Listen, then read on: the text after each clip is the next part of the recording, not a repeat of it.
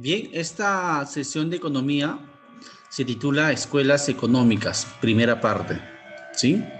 A lo largo de la historia, el ser humano ha tenido siempre la necesidad de satisfacer sus cada vez más crecientes necesidades humanas, desde el comer, vestirse o una vivienda, ¿cierto? Ahora, cuando las sociedades humanas se fueron complejizando debido a que comienza a haber clases sociales, la población aumenta y comienzan a haber disputas por las mejores tierras, entonces los gobiernos comienzan como una de sus tareas eh, tratar de lograr el bienestar de sus habitantes. Que lo haya logrado es otro tema. Entonces, los gobiernos, sin embargo, han tratado, reitero, de aplicar teorías, postulados económicos para lograr básicamente el bien común de sus habitantes. Ya este intento por aplicar modelos o teorías económicas se le llaman justamente las escuelas económicas. Han habido mucho a lo largo de la historia, pero nos vamos a centrar en esta primera parte en tres de ellas, ¿sí? El feudalismo, el mercantilismo y el fisiocratismo. ¿Sí? La próxima semana, Dios mediante, veremos el socialismo, el capitalismo y el neocapitalismo. A ver, veamos primero con el feudalismo. Seguro ya te acordarás que el feudalismo lo estudiamos en Historia Universal y corresponde a la primera parte de la Edad Media. Recordemos brevemente, en el feudalismo se desarrolló ya por los años 500, 600, 700, 800, hasta el año 900 o hasta el año 1000 después de Cristo, y corresponde a aquel periodo donde hay invasiones bárbaras, donde las poblaciones como modo de refugio abandonan las ciudades y se refugian en los campos. Entonces se vuelve una población rural. El comercio decae debido a la inseguridad que daban los caminos, los ríos y los mares, producto de estas invasiones bárbaras. Es un periodo de caos, de anarquía, de castillos feudales donde se refugian las gentes, donde la gente cultiva y se alimenta solo de lo que cultiva, ya que el comercio había decaído. El feudalismo, recuerde que también tiene que ver con aquel momento donde los reyes, impotentes por defender las diversas regiones de su reino, le comienzan a dar tierras, autoridad a los nobles. Resultado, los nobles ganan más poder por encima que el rey, que es visto como una figura decorativa.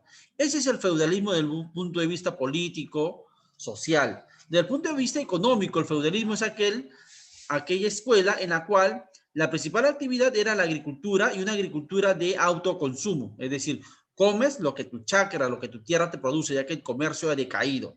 ¿Sí? Es un sistema entonces de autosuficiencia, básicamente, ¿no? Donde la riqueza es muy limitada, donde las tierras, los dueños de las tierras son los nobles, los cuales se las entregan no como regalo, sino como que si se las alquilaran a los siervos para que las trabajen, quedándose una parte de estos cultivos a las familias de estos siervos, pero otro tanto para los dueños, llámese los nobles, que así ven también enriquecidos con la producción no de ellos, sino de los siervos que les trabajan sus tierras.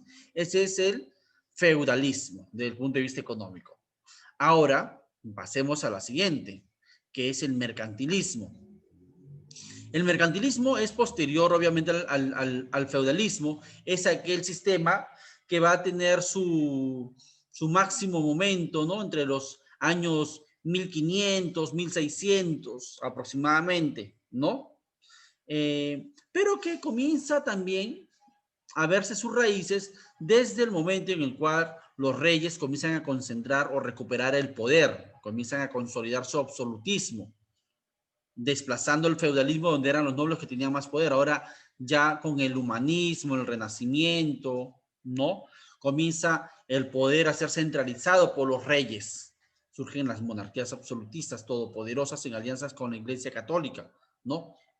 Y también tiene que ver con el resurgimiento de las ciudades, del comercio, el nacimiento de la burguesía, esta nueva y potente clase social cuya riqueza se basaba en en sus actividades económicas no tradicionales, es decir, no en la agricultura o la ganadería, sino en el renacimiento del comercio, en la naciente banca, en los préstamos que se van a hacer, en el comercio internacional. Esa es la burguesía, ¿no? Y también la burguesía comienza a tener mucho predominio en la producción manufacturera, hasta que con el advenimiento de la primera revolución industrial va a salir la burguesía industrial. ¿Ok? Bueno, el mercantilismo entonces, chicos, ¿qué es el mercantilismo? ¿Qué busca el mercantilismo? El mercantilismo plantea dos cosas fundamentales. Uno, que la riqueza de un Estado está en la posesión de oro y de plata, o sea, de los metales preciosos. Y para ello se va a implementar, se va a fortalecer la minería, pero también el comercio. El comercio. La otra gran idea del mercantilismo es de que justamente para obtener oro y plata tienes que realizar un intenso comercio de mercaderías. De viene el nombre, mercantilismo, mercancías. El mercantilismo, entonces, para obtener oro y plata, no basta solo con extraerlos de las minas. Dicho sea de paso, el mercantilismo va a tener su gran empuje con la conquista de incas y aztecas, con el descubrimiento primero de América y la conquista de estos dos pueblos, donde España principalmente, pero otras partes del mundo, van a enriquecerse con el oro y la plata de este nuevo mundo. Entonces, el mercantilismo, que tiene como uno de sus principales representantes al ministro de Economía del Rey Sol de Francia, Luis XIV, Juan Bautista Colbert, fue el máximo representante del mercantilismo, planteaba que debe haber un intenso comercio, pero un comercio internacional, un comercio donde se exporte más y se importe menos. Para ello el rey tenía que dirigir la economía, o sea, eso se llama intervencionismo, ¿no? El rey dirija qué cantidades producir, en qué lugares, a qué precio vender, que el rey esto impulse el comercio, la producción manufacturera, para exportar e importar lo mínimo, ¿no? Tratando de defender el mercado interno, o sea, el proteccionismo. Intervencionismo y proteccionismo son los pilares del mercantilismo. ¿Por qué? Porque el rey va a permitir que ingresen mercaderías extranjeras, pero que sean solo materias primas necesarias. Vale decir que si, por ejemplo, un país necesitaba exportar vino y de repente en su país hay una plaga, una sequía y de repente los cultivos de uva son escasos, en ese caso solamente habría que importar vino o digo uva, que es la materia prima de otros países vecinos, transformarlo en vino y exportar en masa el vino, de tal manera que esta balanza comercial, que ya lo hemos visto en economía, sea positivo, o sea, las exportaciones sean mayores que las importaciones. Y así para el mercantilismo, ese reino va a obtener más oro y plata. En aquellos años no habían billetes, era con monedas de oro y de plata. Entonces, al exportar vas a vender al extranjero y vas a tener más ingresos de monedas.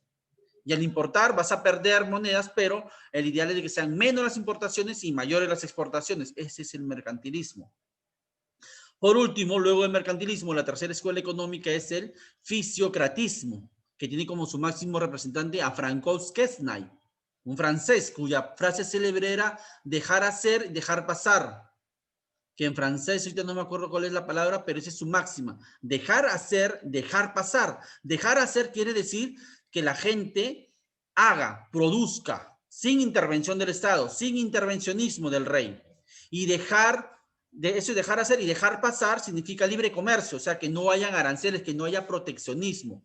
Es decir, que el fisiocratismo está totalmente en contra de los pilares del mercantilismo. Recuerde que los pilares del mercantilismo es el intervencionismo y el proteccionismo. Para los fisiócratas, eso no debe ser así, que el rey no debe tener mucha intervención en la producción, que las gentes tengan la libertad de producir lo que quieran, en las cantidades que quieran, en el lugar que quieran y venderlo al precio que quieran. Y que a la vez se permite el ingreso de mercaderías externas, ¿no? Y que también obviamente haya un libre tráfico internacional del comercio. El fisiocratismo, si estarás dándote cuenta, es como que un pequeño capitalismo, es como los inicios ciertamente del capitalismo. El fisiocratismo va a impulsar con sus ideas al capitalismo de Adam Smith, el libre comercio. Pero el fisiocratismo le da mucha importancia nuevamente a la agricultura.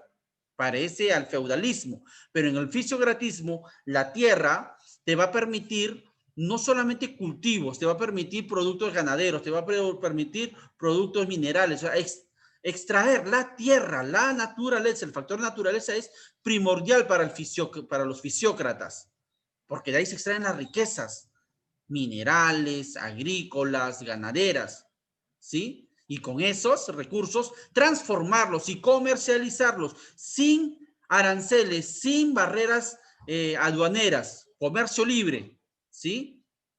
Así que ellos dicen, la tierra es la madre de la riqueza, ya no el oro y la plata, sino la tierra, porque te va a permitir alimentarte, satisfacer las necesidades de tu población y los excedentes destinarlos al comercio, dinamizar.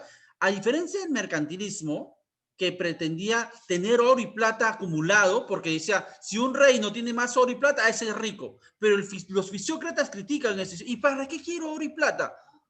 ¿Para qué? ¿Para tenerlo guardado? No, tenemos que dinamizar la economía. Entra y sale, entra y sale. O sea, el fisiócrata pretende un comercio intenso, un dale que te doy. Me entra plata y lo vuelvo a convertir en más actividades económicas. Mientras que el mercantilismo es como que el tacaño que solo quiere tener oro, oro, plata, plata y no lo quiere gastar, lo quiere lo más almacenar. Los fisiócratas, ¿qué es eso? ¿Para qué te sirve tener plata si no lo vas a gastar? Algo así más o menos es la diferencia entre el fisiocratismo y el mercantilismo. El fisiocratismo es aquella que va a surgir más o menos entre los años 1600, 1700, ¿no?